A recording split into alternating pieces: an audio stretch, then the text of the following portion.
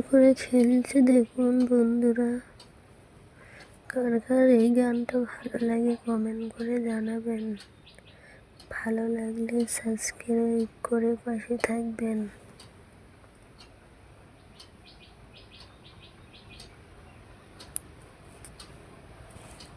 শেষ পর্যন্ত দেখুন।